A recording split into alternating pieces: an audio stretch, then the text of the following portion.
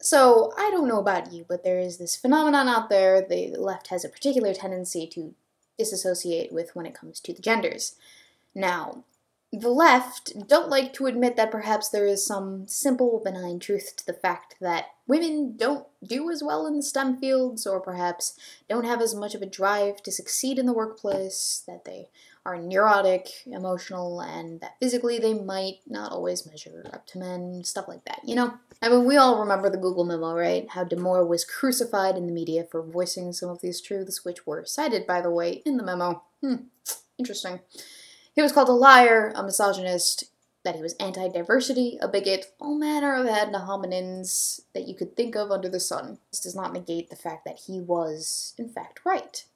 There are differences between the sexes, and there are countless studies to prove those differences. I'm not going to get into them right now. In this video, I'm not trying to prove that there are differences between the sexes. Certain sexes tend to do better in other areas than other sexes. That's not news if you've been watching my channel for quite a while. Let's just assume that that's the truth and take it at face value.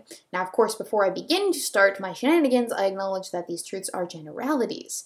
By no means are they universal. As we all very well know, sometimes there are outliers in certain demographics. Women who do exceptionally academically with respect to the STEM fields, who are CEOs of their own companies, who adapt to perhaps a male-dominated area and persevere despite their genitals, the sex chromosomes that they have, and what have you. Again, this is not news to anyone with half a brain. Exceptions exist. I'm not trying to prove any of that in this video, though, because I've done it countless times in other videos, and I will continue to do so in videos to come. For the duration of this video, let's accept that fact, that there are differences statistically between the genders and the sexes. However, there are many people who will decry the memo, or I, for saying there are in fact differences. They might say that men and women are on equal footing. The only thing holding women back from achieving their goals is the patriarchy, and that I am undoubtedly wrong and suffering from internal misogyny in the grand scheme of things. My whole entire claim in this video is that the general public, universities, institutions, workplaces, organizations, news outlets, and such, they might say that I'm wrong, but I don't think that anyone with half a brain and the ability to Google really believes that to be true, especially if they have an agenda. Now, with my long-winded preamble out of the way, today we will be talking about the soft bigotry of low expectations for women. Now, I'm sure you've seen articles like this depicting a prestigious institution doing something that normally wouldn't for a man simply because the expectations of women are lower. Let me give you an example of what I mean. Oxford University extends time for maths and computer science exams in bid to help women get better grades. Undergraduates given 105 minutes to complete papers rather than 90 minutes. Hoped change will reduce effects of time pressure thought to impact women. 7 female maths finalists achieved first last year compared with 45 men. Proposals called sexist by some, claiming it suggested women were weaker sex. My. Oxford University, how naughty of you. I thought you were supposed to be one of those hardline institutions that took no shit and gave no handouts. But here's the thing. The women were in fact aware of what material would be on the test, correct? I mean, maybe not exactly what would be on the test, but they had a general understanding from the school year. They also understood what time frame they would be given, I assume. Thus, it is up to them to ensure that they have prepared adequately for that. That is the student's responsibility. No one else's. Not the exam proctor, not the teacher, no one else's to allow them more time because perhaps they are slower. Nevertheless, they were allotted more time. It seems to me that we've acknowledged that there is a difference in the department of sex, have we not? Subsequently. That is not really an excuse that you can bank on, and I'm sure at least the computer science students would understand this analogy, but like a computer, you can increase the processing speed of your brain in multiple ways. Go figure. Don't believe me? An active study done on 2,832 people found that healthier, older adults can make significant cognitive improvements with appropriate cognitive training and practice. The lasting effects at both 5 and 10-year follow-ups, active study participants who used the Brain HQ training continued to show measurable cognitive improvements even without additional training. It not only helped people improve their speed of processing, but also helped them perform everyday tasks such as shopping and handling finances more easily and effectively. Hence, if perhaps you're slower to achieve an answer, you can change that. You get out of your own brain what you put into it, kids. Effort is the key to cognitive improvement, and anyone who says differently is either a fool or is lying to your fucking face. However, let's move on to the next article. Pressure grows on Marines to consider lowering combat standards for women. 2 years ago, Army General Martin E. Dempsey, the nation's top military officer, laid down an edict on the Obama administration's plan to open direct land combat jobs to women. If women cannot meet a standard, senior commanders better have a good reason why it should not be lowered. An IOC diploma is a must to earn the designation of infantry officer. Of 29 women who tried, none graduated. Only 4 made it through the first day's combat endurance test. Corps Public Affairs said it did not have the data on which tasks proved to be the toughest for women. But one particularly demanding upper body strength test is climbing a 25-foot rope with a backpack full of gear. A candidate who cannot crawl to the top fails the test. Traditionalists see the 0 to 29 performance as a call to arms by those inside the Pentagon who are determined to have significant numbers of women in the infantry. They're on the lookout for standards they believe are no longer relevant in today's battlefield. Now, this article is a little old, I will admit. I believe this was written in 2015, but it is relevant, nonetheless, to the conversation. The whole reason we have basic standards in the military is because of one simple fact. Out here, on the battlefield, it's either kill or be killed. Those stakes that you want everyone to have a right to face so badly are a matter of life and death. Not only that, but if your military is not the absolute best that it can possibly be, you end up with skirmishes like the Battle of Surikamish. If you're not prepared for every little thing when shit inevitably hits the fan, and it will because that is the nature of combat, then you're not sending your people in to fight for your country, you're sending them off to die. And I don't know about you, but I want to give our military the best chance at life possible because they are choosing to potentially make the ultimate sacrifice for me and you alike. And part of being prepared is ensuring that all of your soldiers meet at least a certain standard of physical fitness. If Brenda, with the immense sense of entitlement that she has, manages to surpass the combat standards, however she cannot climb at least a 25-foot rope with at least a backpack full of gear in legitimate combat, then you know what happens. Some poor sap jarhead in her infantry unit has to go back to help her because America, and more specifically the Marines, don't leave their own behind. And then you know what happens. You have the potential for 2 dead soldiers, not just Brenda with her pathetic upper body strength. How about you look both Marine parents in the eyes and tell them that gender neutrality for the sake of equal inclusion matters more than those 2 lives that it just cost us to get us there. Okay? I don't want to do it. And people want to tell me that there's no meaningful physical differences between the genders that inhibits women from succeeding in certain areas, you can fuck right off. Here's another one for the spank bank. Ban individual salary negotiations. It would help gender pay equality. Carries FACO. If employers such as the BBC are serious about closing the gender pay gap, banning individual pay negotiations is a policy they should adopt as well. It's worth mentioning, I quite like negotiating my salary. I started out in a PR agency where I learned pretty quickly that if I don't advocate for my own pay raise, I wasn't going to get one. Translation, people, women specifically, don't generally tend to take the initiative in the workplace when it comes to their pay, so thus, no one should be allowed to take the initiative in the workplace. It's a simple, eloquent strategy, really. It is. I don't know why people haven't done it a lot sooner. If you take away the choice, you are eliminating the discrepancy. Except you forget one thing, Carries. You're blaming someone else's pay discrepancy on someone else taking the initiative. Someone else making a choice for themselves. That simply won't do. I'm sorry. No. As for the study you cited to provide an excuse as to why women can't just negotiate a salary for fear of being seen as demanding and thus being penalized. Here's the exact quote by the abstract, by the way, of that study. Male evaluators penalized female candidates more than male candidates for initiating negotiations. Female evaluators penalized all candidates for initiating negotiations. Perceptions of niceness and demandingness explain resistance to female negotiators. Whatever. It is what it is. But there are ways around that, mind you. According to a study done by Harvard Kennedy School, individuals were more willing to work with women who expressed concern over organizational relationships, but this did not improve their negotiating salary. Women, using an outside offer, raised their negotiated salary by legitimizing their request for a higher salary, but this did not affect their social outcomes. When women expressed concern for organizational relationships in addition to providing a legitimate outside offer, it did not improve their social outcomes, though it did improve their negotiation outcomes. The researchers suspected that the legitimate explanation for salary increase example, an outside offer contradicted the expression of concern for organizational relationships. They found in the second study performed that, using relational accounts, for example, explaining the legitimacy of negotiation requests in terms that were consonant with concern for organizational relationships, improved both social and negotiation outcomes for women, but not for men. What does this tell us? Well, simply that, and this might shock some of you, but depending on what environment you are in and the reality of who you are to the world, you might have to adapt to succeed, or change your strategy in order to succeed. Who would have guessed it? Work the system, don't wait for it to work for you, life isn't fair, suck it up and get over it. Women, you are allowed, not expected to change to survive this hostile and egregious planet that we both call home. Everyone is.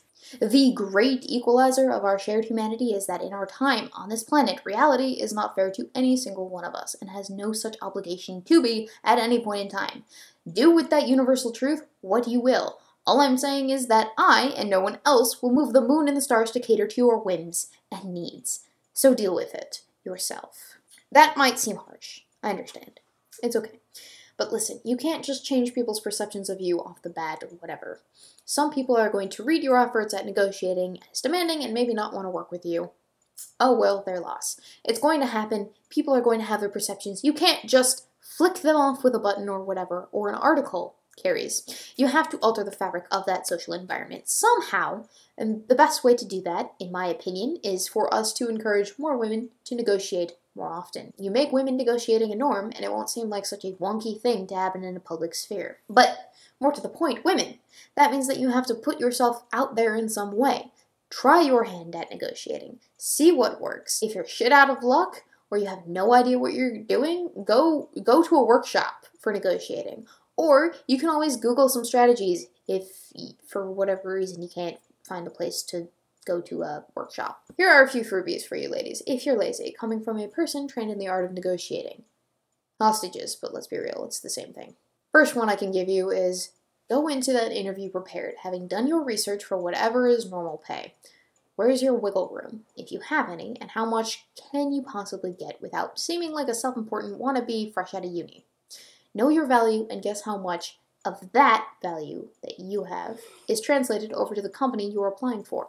Next, ask using a precise number, not something general. Lock it down, nail it shut, and put it on the table first. That way you avoid appearing demanding, asking for more out of their first offer.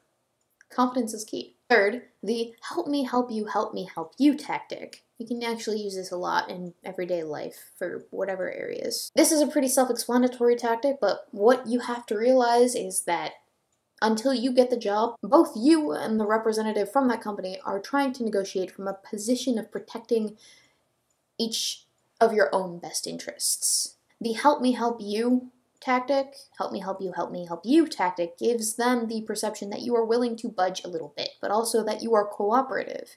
So while the initial study may seem like, oh, people who negotiate will be less willing to work with you, if you establish that good working together rapport right out of the gate, then you've knocked that perception of uncooperation right out of the water for them. I've put links to other salary negotiating tips and shit in the description. If you feel the need to read through those and go ahead, see what works best for you. You happy? I took a tough loving moment and turned it into a teaching moment. Back to being an asshole. And let's talk about the Aziz Ansari story, which I'm sure you are sick of because 1, no one in this life or the next needed to know that much detail about that man's sex life, and 2, it's been done. Double entendre intended. Time and time fucking again. Let me just... You're gonna get a kick out of this one. Here you go. Women are afraid men will murder them!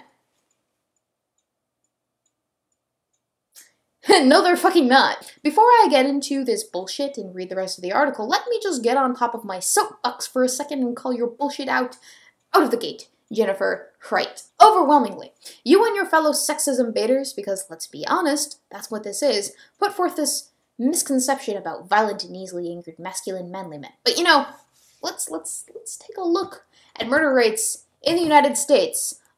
Oh yes, let's. I'm fucking going there. You think this is a game? It's not a game. What we're looking at here is the FBI's murder statistics by race, ethnicity, and sex for murder in the year 2015. What you'll notice is that in the year, of 2015, there were a total of 13,455 homicides, 78.8% or 10,608 of which victims were male.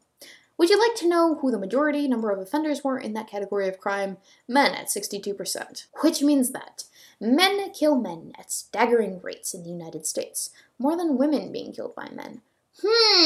So then why on earth would women feel like them saying no to a man during sexy time means certain death when they are not the ones in overwhelming droves being murdered by men? Oh my, what a pickle of thought you've slunk my head spaghetti into. Anyway, that blows your bullshit right out of the water, faster than a leaf blower in a hurricane, in fact. Do you know what this tells me?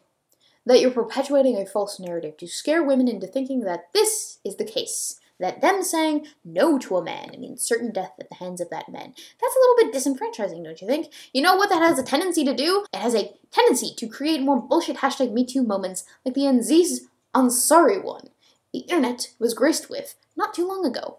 Fucking unbelievable. You are disgusting.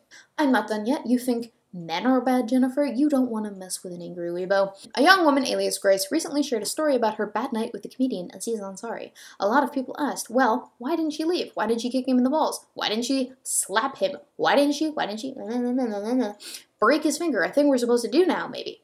Because by the time women reach sexual maturity, pretty much every woman has learned that you don't want to make men angry ever. Oh, honey, please, if that's your perception of men, that making them angry is going to land you 6 feet under, then you're not in the presence of good people. Honey, I got news for you. Get around better company. Your perception is fucked. We learn to pacify men whenever possible. We tell them that we have a boyfriend rather than saying we're just not attracted to them. We avert all eye contact with people calling us from their cars so as not to encourage them. We certainly don't yell that they're being inappropriate back at them. We laugh at men's jokes, even when they aren't funny. We sit politely while they explain things to us we already know, indeed topics we might be experts in. Partially that's because it is kind. Partially we try to let people down gently and humor others because of a feeling that, as human beings, we are all waging this battle called life together. But partially, we are very gentle with men because to a great many women, male anger is very frightening. Oh! This is a universal thing all women experience, is it? You know what? Maybe this is why people think I'm a trap. These are not the qualities of confident and self-respecting women.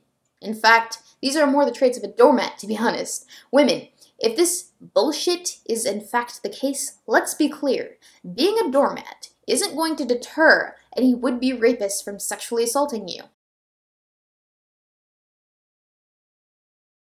In fact, that's usually what predators look for in a victim. Someone docile, complacent, quiet, meek, and unwilling to make a fuss. Shit like that. What you've effectively done, Jennifer, is served up a number of women on a silver platter to potential predators with your bullshit article and its misrepresentation of reality. Don't believe me? Well, let's get ready for a crash course in the victimology of sexual assault victims.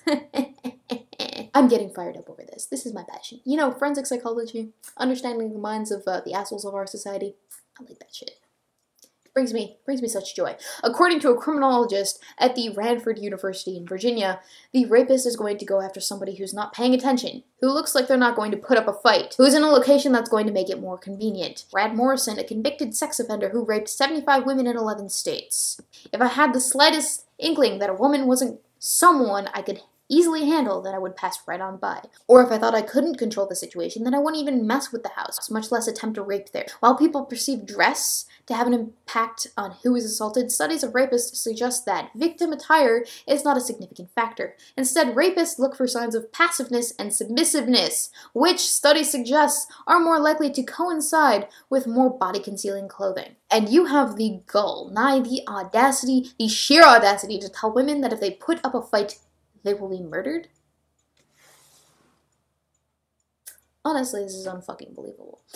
Simply mind-boggling. Jennifer, you should be ashamed of yourself for not only perpetuating Felicia's bullshittery, but in doing so, your disingenuous and disenfranchising words and others like them have likely had such a negative influence in the lives and minds of women. You are all that is wrong with the Me Too movement, and I hope you stew in that revelation, my dear. Jesus fuck. I am fired up.